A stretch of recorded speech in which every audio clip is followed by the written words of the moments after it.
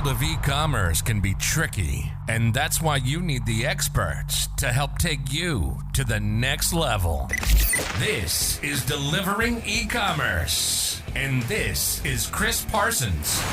Hey everyone, I'm Chris Parsons, the host of Delivering E-commerce. I'm so excited, as you saw from my LinkedIn post today, to have Mitch Joel on with us. Mitch, thank you for joining us today. Oh, Chris, it's a pleasure, and it's really nice to see you again. Yeah, I was excited. I was actually telling some friends and family about the first book that really changed my life. It was one of the ones that you wrote, Six Pixels of Separation. I remember reading that on a flight as I was going to do some my first kind of public speaking in New York City for a global conference. And as I was reading that book on the plane, it was just like, you know what, it all started the stories that you had. And that's what I loved about that book, was the storytelling that was really connecting to me. And then I'm sure I used a few examples on stage and made it sound like it was my own. But ultimately, you and I had the opportunity to meet when we were looking for a digital agency at Walmart. And you really resonated with me at that time. And I've been following your career ever since. Well, that's very kind of you. And yeah, Walmart was a great client of ours for many, many years. And it was great meeting you. And anytime, you always say, people say, "Oh, I bought your book." And I'm like, "Did you read it?" So anytime someone read it, I'm very excited about that. So thanks, Chris. No problem. So let's get right into this, Mitch. What I really start off with every time I interview a guest is I want people to understand the journeys that we go through to get to where we are in our careers, because it's not always a smooth trajectory. We don't always know where we want to be when we grow up. And hell, I don't even know if e-commerce is even right for me 20 years later. But ultimately, I would love for people to hear your story. Yeah, I mean, in Control Alt Delete, my second book, I talk about it being very squiggly, and careers often seem more understandable when we look back on them versus when you look at the timeline from inception to, where we find ourselves today, broadcasting here live. My story starts in two parts. One part is in the late 80s when I became really passionate about being a music journalist and was able to have the fortune of doing that. And then in the early 80s, when my parents bought for us, being a group of brothers, our first Atari 800 and Atari 2600 and computers. And I think that there's always been that connective tissue between technology and media in terms of what I really, really like. And so I started off my career in journalism. This is prior to a real functional internet. Wound up publishing magazines at the beginning and early stages of the internet, and even publishing them on the internet, back at a time when hyperlinking was the new innovation, that you could actually just click on a link and go to a page versus typing in the entire URL in the Mosaic browser bar at that time. I did that for many years and had multiple publications and really enjoyed doing that. The buying of advertising, the writing of the content, the marketing of it, all that was great. And then I became the editor of a community magazine here where I live in Montreal. And I was featuring young and up-and-coming entrepreneurs and businesses. And one of them was launching this thing called a meta search engine. And again, this is a time before Google, PG. And it was an interesting company to be a part of, because a lot of the business models that we uncovered in the process of growing this meta search engine are the pillars of which the things we see today in Google, Facebook, YouTube, et cetera. So I'm really proud to have played a little role in the development of these ideas and the creation of them. You don't really get any credit for that because there were a lot of players doing a lot of things at the time. But I went through the boom, bust, and echo of that first .com explosion. Then did a short stint in a mobile content company that was based here in Montreal that was inevitably sold to a conglomerate out in Asia. But again, you say mobile content, and this was a time when there wasn't even interoperability between carriers for text messaging. And so there was no smartphone, there was no mobile browser, there wasn't anything like that. So it was really, the CEO of the company used to say that we're marketing the unmarketable at that point, and it's true. But they were very on point with where the world was going. And I think in a lot of my trajectory, there was a lot of being early or it not being mine, me having a little piece and taste of things, but not it being mine. After that, I did a short stint in a PR firm that specialized in technology. That's when I started recognizing I want to go back to being that entrepreneur. So at the time, I launched a record label, and at a similar time, I had met my business partners that I had in my last venture, which was called at the time Twist Image, which was the digital marketing agency that we met at when we pitched Walmart. And that business did really great. We were very, very fortunate. We built it to be one of the largest independent digital agencies in North America. We sold it to WPP, which is a large multinational communications holding company. I want to say 8 years ago, 7-8 years ago. And I left that company about 3 years ago. But in the process of building the agency, I did a lot of professional speaking. I wrote those 2 books. I started my blog much earlier than most people knew what a blog was. My podcast, which still runs to this day, is probably the longest running consistently business podcast in the world. And now I spend most of my time investing, advising. I'm working on a stealth startup and just talking about how do we decode the future. And I do that primarily through my platform, which is, again, 6 Pixels of Separation, which is the name of my blog, my podcast, my first book. And so it's all still called 6 Pixels. That's great. And when you talk about pre-Google, I got into e-commerce in 2004. Oh, so you know what it's like. So it was close. And, one of the things that we talk about, everyone talks today about A/B testing. And when I got started, we talked about AM, PM testing. So we would launch those anchor methods in the morning and notice that they were wrong, and we get them right in the afternoon. So it was AM, PM testing for us, which, we joke today about all the different things we had to go through in 2000 and, the early 2000s with like real hard coding. And now these sites are a lot of drag and drop, and makes it so easy, not easy is the wrong word, but a little bit easier for us marketers to build pages. And I was on your 6 Pixels of Separation and watching some of the videos to get prepared for this meeting. And, after your journey, and you've now outside and you do a lot of public speaking, I was really intrigued by the concept that you have of the Great Compression. And I was listening to that video. It's about a 3 to 4 minute clip of you doing some public speaking about it and speaking to this audience. And I would love for you to talk to my audience about this concept of the Great Compression, because obviously it's so relevant today, where we're going after coming out of post-COVID here. Yeah, I mean, that's really what it was. Is I had my standard keynote, which I still have, called Disrupting Disruption. And, March of last year, when COVID really hit and everything went virtual, I didn't have the same struggles that a lot of my professional speaking peers did. I had been podcasting and a part of digital communications since there was digital communications. And so for me, it was more about cobbling the pieces together, figuring out how to make it interesting, because speaking to the camera here is not the same as when I'm up on stage. The jokes don't fly the same way, the body language and all that sort of stuff. And I also recognized that there was this fear happening that we were heading into next Great Depression. And there's something to be said about that, because, we're recording this July 14th, 2021. And for all intents and purposes, if you're part of the few fortunate and privileged that have had any money in the stock market, you've done really, really well. And that's surprising. I mean, that should be surprising overall, that in a world where 4 million plus people died, where we're still having major issues with this pandemic in many parts of the world, even though here in North America, we seem to be managing, some better than others.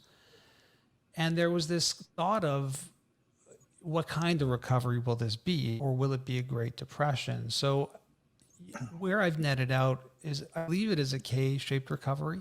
Some people are doing phenomenally well and some people are doing terribly poorly. And I think the same is said for business and people, which is kind of my struggle with it, that you have some people who really had a rough go in the past year and a half, and some who have never seen more fortune fall on their shoulders. I don't know the number for how many millionaires have been minted in North America just during the pandemic, but it's a surprising number. And with that, I had to be able to reflect on the fact, well, you've been doing this for many years, close to, over 35 years. And there's no doubt that the things I was talking about when we first met, when I first started blogging at 6 Pixels of Separation, 2003, 2004, that all of the things we had talked about and said, it's coming, did come. But during the pandemic, the Great Compression is the fact that we digitized everyone. meaning we had our kindergarten kids, maybe even younger, digitized if we were fortunate enough to have online learning. And then you could make the argument as someone who had kids that it wasn't easy to do online learning with young kids, but they were there. And at the same time, we had digitized our eldest of elderly. We were sliding tablets under the door so that we could FaceTime with them. We were hooking them up with online grocery shopping. And within that, what I believe happened in this great compression is the fact that we've changed our behaviors and our habits. So when I speak to, my mother who's 80 plus years old, she's not going to the supermarket anymore to pick up paper towels and boxes of cereal. That's all being shipped now. Yeah. She'll go out for some, fresh fruit and veg or some baked goods. But that concept of doing your groceries and carrying them and dealing with it, it's gone now. It's been gone for the vast majority of us for a while, but we compressed everything and got in these age groups. And, secondarily, you would know this better. I think prior to the pandemic, we were sub 15% of all commerce was e-commerce. Yeah. It's a standard trope that you hear throughout the e-commerce world. We had this idea of 30-30, that by 2030, 30% of all commerce would be digital. And now we sit there, in a time where we've beat that target by over a decade because of a global pandemic. And if you're in business and you're thinking about where to play and where to do things, and you're not being able to fully acknowledge or recognize just those three things, right? Digitized all these people, commerce is so hot. We have this great compression where everybody's changed their behavior. I feel like there's just too many brands that are missing the point. And tangential to that, I have a very long-standing relationship with the folks at Shopify, and watching that manifest itself, seeing so many new entrepreneurs be minted, so many more people willing to be self-employed. There's a story here about our behavior, not just how we buy things, but how we do things and how we work, that I don't think has been fully written. And that's why I call it this idea of the Great Compression in a very long-winded way. No, I love the Great Compression concept. And, you touch on digitizing so many generations now. And, yes, we digitize our kids with tablets and laptops and Chromebooks, but we also left that technology to be their babysitters a great amount of time as well. So they were digitized from the morning until the evening because our lives became so different that I know parents are not necessarily proud of it, but that tablet was their half-hour break. Yeah, it's a nightmare. We can't forget that prior to the pandemic, there were many schools of thought around whether or not we should be, how much screen addiction. And there's no doubt that we just tossed that all to the side and said, well, forget about it. But I think within that, there's also a fragmentation we have to recognize, which is, what are we doing on the screens? Right. And that's the new conversation that I think parents have to have and teachers have to have. And I think part of the issue that we have with we're on the screens too much is I really think it was a failure of education, that we didn't have enough parents or teachers or schools who had a high enough bar in terms of a level of sophistication in terms of digital literacy.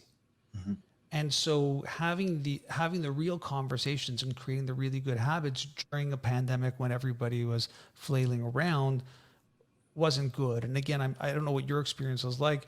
I was watching some of these platforms that I've known about for years, things like Google Classroom and more, not be misused, but just not be used in a way that is conducive to the way the platform was created to make the circumference of the parents, the teachers, the school, and the kid really have that 360-degree perspective of what it can do to make it easier.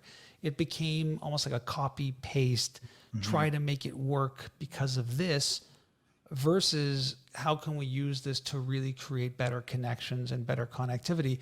And then you also have a level of sophistication to no one's fault of the individual, right? You have some kids that, the parents just flip them their old iPhones and they've been on it for years. And then you have some parents, and we fall into this category, where we were resistant to screens. And what we realized early on in the pandemic is, as great as it might have been as a moral strategy, it was a complete failure of empowering our kid to be engaged and connected. And they were left flat-footed to a certain degree in terms of their digital literacy to be cogent in these platforms and be able to communicate well. I know it was just too new. So they were dealing with the fact that things are online, that they're dealing with new technology, that they're not against friends who have been texting and Snapchatting and TikToking forever. And they're just discovering it. Yeah. So I mean, we have this conversation a lot. I live near a park, and we have kids and families, and we talk a lot about this idea that you want to do the right thing. Like, I'm going to wait. There was a big thing in the US called wait till late. Like, don't give your kid a smartphone until grade 8. Right. And I mean, it doesn't work. And it's problematic when you have kids who are socializing within that. They're doing the Minecraft thing or the Roblox thing. And then you're like, well, I don't believe in screens. I don't like it. But they're socially falling behind because that's the culture. That's what they're talking about. That's what they're doing. And so it's easy as a parent to look and go and be judgmental and be like, oh, you caved.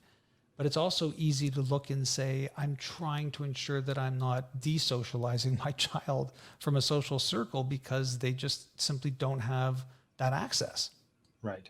Right. And I found that is true not only with parents, but also with the education system, because a lot of different schools and different markets were teaching kids quite differently. Some were just putting projects onto a Google Drive and saying, go do these projects. And some of them had the ability to be face-to-face and have some screen time with their teacher. So there was this really disconnect between, my friends in, say, the Milton area versus us in Fergus, and how they were learning. And that doesn't even sound so disparate. We had scenarios where, some of the teachers just didn't have the connectivity.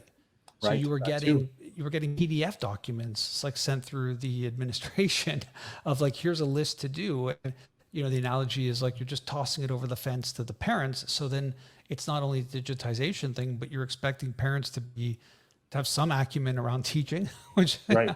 You really realize during this pandemic about the haves and the have-nots and how we've abdicated our education to strangers. Right. It used to be that we did that that's why I have kids. And so there was a lot of learnings through this. And again, when we talk about that compression, I think ultimately it's good. If you think about things like telemedicine, if you think about things like e-commerce, I mean, the big thing in Canada, I don't know how big your Canadian audience is, Chris, but just the way we finally caught up on curbside pickup up here. Right. I mean, curbside pickup was an anomaly up here versus if you go to the States, it is part of the retail environment.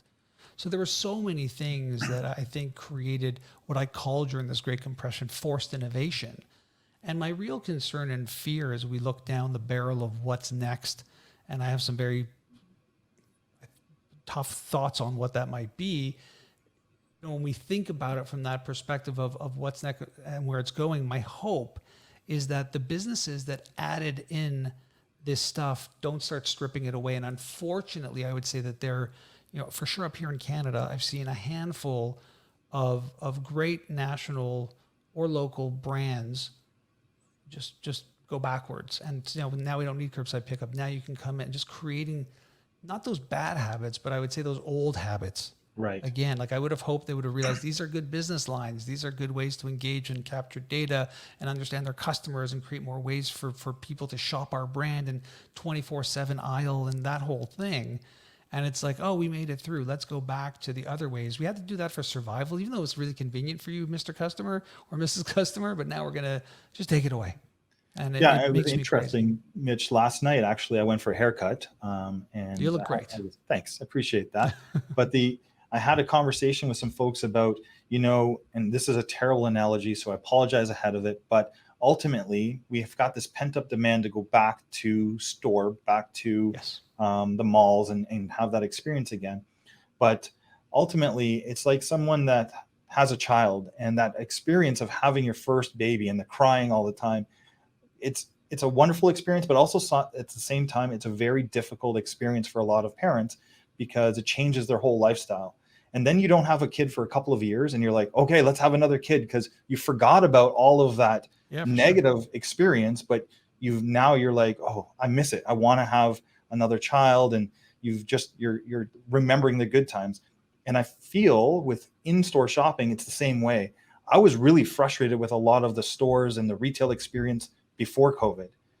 Now I'm like, okay, I want to get back. I want to try on some clothing. I want to engage at store level. And then not half an hour into my shopping experience, I remembered what I didn't like.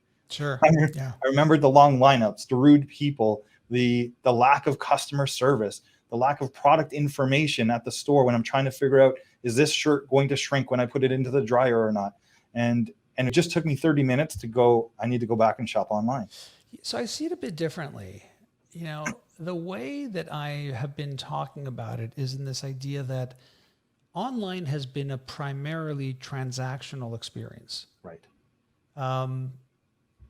You know, we've been doing this a long time, but if I still throw out this idea that the framework of an e-commerce product page is 25 years old, it shouldn't shock you. And hasn't really changed that much in 25 years. It's true. Yep. And if you look at physical retail, it's social and it's more of a shopping experience. There is experiences within it. And I think what happened during the pandemic is the social shopping aspect of physical had to really get quick and good at transactional. Like really good contactlessness. And again, Canada, we had a pervasiveness of tap and go that was not as present in the US. But if you know, I went to the Apple store during the pandemic and it's like, you know, sanitized, they give you their own mask, they take your temperature, you wait in a specific line. You're not touching anything in there. You're not even like pointing really. It's what do you need? They're trying to make it this transactional machine. And what happened on the other side, if you look at the people who have been, you know, having exponential growth in platforms like Shopify or the DTC direct to consumer revolution, or even just brands like Nike, who were trying to get better at it because those stores were closed and their third-party merchants were closed, they started thinking, well, what can we do to make it more experiential or shoppable or social online? And so to me, I don't see it the way you do. How I actually see it is that if those worlds are accurate, the best retailers are going to really figure out how to make the online experience not only transactional, but also experiential. Then they're going to figure out for the physical spaces how to make it more transactional for the people who want it, and then more experiential for those who do as well. And then the buffer between that is just the reality that we have to give it a beat. You know, right now we're worried about inflation. We're seeing prices rise and we're seeing pent up demand and all of these lumpy type of situations. But the truth of the matter is, and I forget which economist said it, that inflation only exists if you believe it. And it's true. If everybody believes that there's a shortage of microchips and you can't get a car, so you got to, you know, increase the secondhand car market, it's going to happen. It's happening. If everyone believes that, well, it's been 2 years and we haven't been on vacation, that's why the hotel should charge us double the rate or whatever it might be, then that's what it is. But if everyone takes a deep breath and takes a step back and goes, look, we're going to be coming out of this, and we still are coming out of this. You know, I call it the 3 S's. We went into survival mode, then we went into sustain mode, and then we were strive mode. Strive mode is where we were before the pandemic. Strive mode will be hopefully where we get to at some point. But right now in sustain mode, you know, we're going to have supply chain issues. We're going to have employee issues. There are people who are furloughed or let go or who aren't here. You have rental cars that got rid of tons of fleets. You've got, you know, Brian from Airbnb talking about the need for 1 million new hosts. There is a lot of things that are going to be very lumpy for the next little while. So pandemic bad, strive would be lovely, but while we're in sustain mode, take a deep breath and give it a chance, because I think you're right. When I have my retail experiences now, they're very subpar, but they're subpar to a world where we were striving and we didn't recognize it. And they're subpar in a world where you're seeing how many supply chain components there are to get that thing to that shelf. So I have a bit more of a breath and a patience for this moment. But I do believe, getting back to what you're saying, that there is a pent-up demand, but I don't think it's a pent-up demand. I think what we're actually seeing is a return to normal. And so the people who talk about this idea of a new normal, I'm not on that boat. I was for a little bit, but I'm off that boat now. In fact, even when it comes like right now, we're still talking about back to work. I think it's going to be exactly the way it was. I think there'll be a handful of people who figured out Zoom and all, but the vast majority will just go back to the way it was. I know people think I'm crazy, but look at concerts, look at bars, look at restaurants, look at travel, look at every other industry that is lighting up now. Right. It doesn't look any different than it did before the pandemic. In fact, it looks exactly like it looked before the pandemic. So why are we to think that work will be the different one? I just don't know if I see that right now. No, I agree. I think even here at Home Hardware, we haven't put a position out yet on whether we want people coming back into office or if it's going to be a hybrid of 2 or 3 days at home and 2 days here at the office. But ultimately, yet we're investing in redoing the office and putting in new desks. So if we're making those investments, then the kind of hint is that people are going to be coming back here. And now we'll just have to figure out what's that percentage of time that's being spent at home. And I mean, and the truth is that, again, I happen to be fortunate and privileged enough to invest in some commercial real estate. And what we're seeing with the bigger companies is they just want more space. I think they were just realizing that they had too many people on top of each other, like too many people per square foot. Right. And this shift away from open office isn't a pandemic thing to stop the scourge of COVID-19 rattling us again. It's a reality, a reaction, a realization that it probably wasn't great. You know, if someone has a private issue with their family or a doctor and they're sitting in a cube of 6 people, I don't know how many people are going to be working or speaking freely or feel like they're constantly being surveilled. So a lot of the changes I also think are reaction not just to social distancing, a meter or two, whatever it might be, but just this sensical realization that we were just cramming them in too much. Mm-hmm. Mm-hmm. And, hopefully in a lot of the organizations, we keep up the cleaning routine for our associates past the pandemic as well, because obviously we've seen the amount of cold and flu decline so much, because I'm still coming in the office every day. I was sick at least twice a year with a flu because people would come into the office sick. And now, because we're cleaning the environment so much more frequently, it really has made a difference in the overall health of our staff. And I think our habits did change. I mean, how many times did I get on a flight because I had a speech and I had a really bad cold? Right. And the answer is a lot, even fever or really sick. Now I'll put on a mask. Right. It's not, for me, it's not, look, we're Canadian, so it definitely wasn't as politicized as other parts in the world. But when I reflect on it, I'm thinking, hey, my stomach is off. I'm feeling right. Like, why not just put on a mask? This way I'm protecting myself and potentially others. Yeah. And so again, all of this stuff, is new habits. There's definitely new habits, but I do think it's going to, like, that part I think is changed, but that's a positive change. My running joke is I can't believe how infrequently I washed my hands. And let me tell you, Chris, I wash my hands a lot. Right. But when I think about my habits and how they've changed, you're more aware. I mean, the running joke when COVID hit that I used to always laugh at, people posted on Facebook or Twitter was, I can't stop touching my face, or I can't believe how many times I touch my face. And it's like, for years I've been like, don't touch your face. Here we are. We are sensitive to it because so many people, you can even see on meetings, because I ask my team to have their videos on when we're having Teams meetings while they're working from home. One, because I think it's just a nice way to connect with each other instead of just being this icon on a screen. But so we can see body language and reactions to comments. But then you do see people starting to touch their face, and then right away they pull their hand away because they're just naturally thinking about it now, which is good. Yeah, I'm on the fence about the whole, like, put our screens on. I think we worked really functional for many years having these capabilities, but only using the phone. And I think there's a lot of issues with screens, people's level of comfort. I think there's a lot of issues around body language. I mean, I would really refer people to look at the work that Mark Bowden is doing around this, because this is a really strange square and you're only seeing like an upper torso. But the other stuff that you're not seeing, but your body is physiologically reacting to, is the fact that, like, right now I didn't put up my proper lighting for you or anything. And so I look real probably pasty and white. And the truth is that even though, like, you're laughing when I say that, but it is impacting how you perceive my messaging. Right. If the camera wasn't angled right, like looking up my nose, you would perceive me a certain way. If it was facing down, there's a lot of dynamics of just how the setup is here. Even the mic, even I would say, like, normally when I do my virtual keynote, I don't have my headphones on. I have in-ear monitors, because even just this, you may not recognize it, but you can't speak to someone who's wearing headphones. Right? It's just not, they're not listening. That's how our body reacts. So I'm also quickly changing all of my Zoom and Teams to phone only, unless it's very imperative that we share a document. Now, with that, what an amazing time to be alive, that we can have a team meeting and somebody can fire up a shared document and we can add to it together. Right. And as people are talking, so we're not all taking notes separately and wondering who did what. We're actively listening to each other and seeing each other, but at the same time, we're contributing to this document that we can then all have equally. Versus, who said that? What did Chris say? Did you take that? No, I forgot.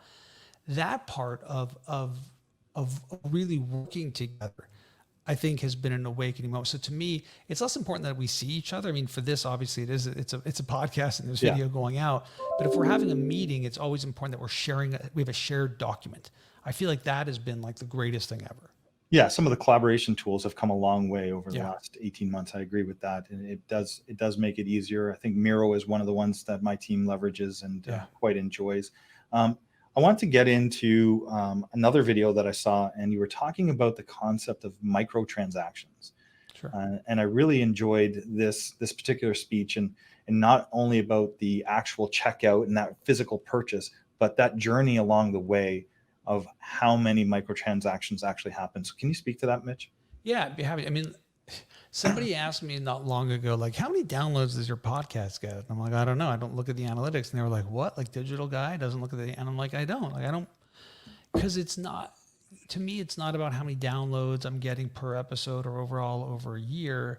It's about the fact that I'm able to corner someone really smart, have a conversation, and then share that with the world. I don't really care. It sounds crazy. Maybe it's to my detriment why that is. But it led me down this path, and this is going back many years now, when we got very excited about big data. The idea that big data is going to come in, we're going to have multiple databases with their own set of data that would be able to speak to one another, the speed and propensity of which human beings never could. And we're going to find all these incredible insights. It's going to lead to new marketing, and it's going to change the world. And I was thinking about that in relation to the fact that I don't like to look at my metrics. And what I realized is we talk about what's the transaction, like people buy something at Home Hardware would be an example. But what are the micro transactions that got them there? Was it a YouTube video, a Facebook? Was it a word of mouth? Was it a flyer in the mailbox? And to me, just thinking about the fact that we have all these different touch points, some of them are brand and story based, some of them are direct response, and that we can create these different journeys or paths or whatever you want to call them, interesting. But what would be more interesting, besides knowing how many people clicked or came or visited or redeemed or did something, wouldn't it be more interesting to know what are the most powerful micro transactions? And more importantly, what are the fewest amount of micro transactions that lead to the macro transaction? Right. And to me, it was like my shoulders were loosened, because it got away from this, you need to be an analytics ninja, and more into this framework of, are we actually doing the right touch points and engaging with people? And if we are, we'll see a reaction. And a lot of this thinking came from Avinash Kaushik, who was forever the analytics evangelist at Google. He's still there, and he's more brilliant. He knows more about analytics. He's forgotten more about analytics than I'll ever even know. But this idea that he would be able to analyze a website and let you know that if somebody watched this video and signed up to this newsletter, that would give you a certain level of conversion over all this crazy money you're spending on advertising, for example. Right. And I think that those things have just become more pervasive now, because we had a moment in time where we shifted consumer behavior so dramatically. And that at the same time, we had a company like Shopify really pushing this idea even further, and Amazon. So that's how I see micro transactions. I see them as like, maybe you shouldn't be on Twitter. Like, maybe tweets are doing absolutely nothing for you. Do you know? Yeah, measure it. Yeah. Well, not even measure it. Like, how transactional is it? Like, and by the way, you can measure it against transactions that are story based. You know, how many more people like our brand versus that is your macro transaction. Getting people to like the brand might be the macro transaction. So yeah, I love that concept, and I hope my listeners actually go and visit your website of 6 Pixels and learn some more, because ultimately these are the type of nuggets that I think our retailers and you and I have different perspectives on things, and that's okay. For sure. But You're ultimately, much smarter than I am, for sure. No, but what I like about it is it allows, you sit there and reflect, and I'll go back and I'll watch this interview 4 times. And each time I listen to it will help me gain different perspectives, different views on things, because ultimately what I want from my audience is to be able to be open-minded and think, like a lot of people, like you said, think that things might be a new normal, and you're saying maybe we're going to go back to the normal. Well, let's have that debate. Let's think about that. Let's look at trends in other countries and how they're coming out of this maybe faster than us or slower than us, and glean what we can from all of those learnings. So that's great. Mitch, how can folks get a hold of you if they're looking to connect? Well, I appreciate your time, Chris. I mean, it's a great conversation, and know that I don't ever feel like I'm the guest. I feel like it's a conversation 100%. And that your questions change my thinking too. So a lot of the stuff that I'm saying now has been an evolution of other people asking me great questions that got me here. So asking great questions gets a result of a conversation or debate or discourse, and I'm really open to it. And the best place to find me is just go to 6pixels.com or mitchjoel.com. I'm really easy to find and to connect to. That's awesome. And then I know you were doing a lot of public speaking. Has that journey started back opening up for you? Yeah, I mean, it never really stopped because, again, my level of comfort of doing them virtually has been fine. And yeah, the world is opening up now. As you know, up here in Canada, the distribution of the vaccines took a while, but now we're doing better than most parts in the world. And I'm ready to go back so long as it's genuinely safe. And what I mean by safe is that I'm making sure that I'm not impeding on someone else's world. So yeah, the answer is it's getting busy and there's a lot of demand, and it's going to be, I think, a very exciting few years, with the exception or understanding that it'll be lumpy as well. Great. So Mitch, I appreciate our time today. I don't want to take up more of it for you. I know it's middle of the day and we both have a ton of other opportunities and engagements to get to. I really greatly appreciate seeing you again. I look forward to connecting with you in the future. Thank you so much for today's opportunity to interview you. And I hope my audience really does reach out, and whether they connect with you or not, go and pick up one of your books that you've done. Are you coming out with a new book, by the way, at any point? Yeah, sometime. We'll see. No pressure. Creating a lot of content here, Chris. We're busy. Yeah, great. Well, I would look forward to that third edition. That would be great. And if my audience wants to discover more of you, I encourage them to do that, because you've been a thought leader in our industry for a long time, and I greatly appreciate being able to know you. It's been a pleasure, Chris. Again, thanks again. You've been listening to Delivering eCommerce. It's our passion to have on leaders and suppliers in e-commerce from around the globe, setting you and your strategy up for the next level. We hope you've gotten some useful and practical information from the show. Make sure to like, rate, and review, and we'll be back soon. Connect with Chris on LinkedIn at Chris Parsons, on LinkedIn and Spotify at Delivering eCommerce, or on YouTube at Chris Parsons Delivering eCommerce. Till next time, this is Delivering eCommerce.